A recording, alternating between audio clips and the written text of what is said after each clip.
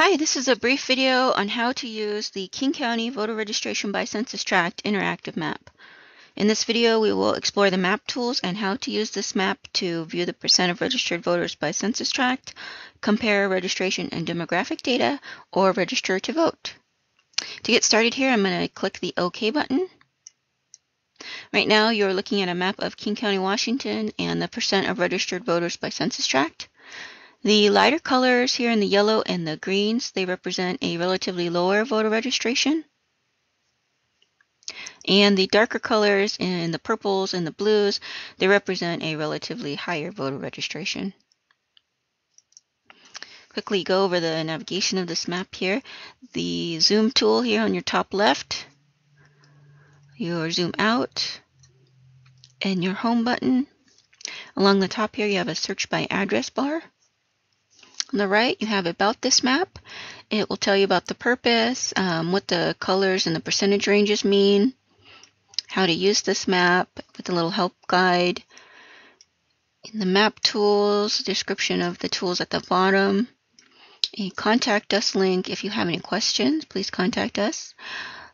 Links to our social media accounts and credits for data sources that I used in this map.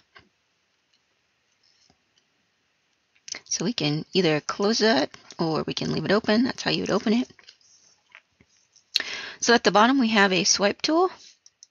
And this is a really great tool to compare data that you have active with multiple data layers. So like if you wanted to compare the registration data and the demographic data, you'd use the swipe tool, or I like to use the swipe tool to compare that data.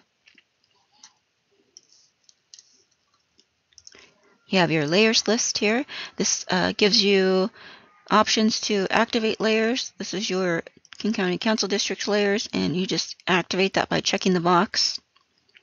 The Seattle City Council District, you can still activate that. It's grayed out because it's set to a specific zoom scale. So if I zoom in a little bit here, they come on. Take that off. Legislative districts. Down here we have the King County demographics layer. There's a lot of data in here, so feel free to dive into this data. This is some really interesting stuff in here.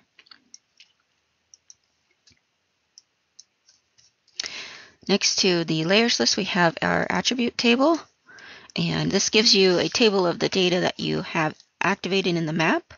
So we have our precinct data, we have our percent of registered voters by census tract. You can sort the data. You can open up the demographics layer here. Just go into one of these and go to the ellipsis. Oops. Expand that. Go to the, expand that and go to the ellipse, sorry. View an attribute table. And you're going to get all of the data that's in the demographics layer, which is really nice here. You can use this options here to filter the data. You can show high columns. You can export the data all out to a CSV file and view it in Excel. So those are some really nice options here. We'll close this. Next to the attribute table, you have the legend, and that just gives you the data that you have activated in your layers list. You have a print icon to create a small PDF if you'd like, and a base map gallery. I like to look at our aerial images with our registration data and swipe that on and off. So right now, this is our registration data. If you click on that, you have a bunch of things here to toggle through. But if you use your swipe tool, that is your demographics layer. If we turn off our demographics layer, you have your aerial image, and you can kind of zoom into an area and see what's on the ground here. Once we get zoomed in enough, these census tract labels will draw. Those are the white lines. If you zoom in a little bit more, the precinct boundaries will draw. Those are our black lines here, and our precinct labels are in black also.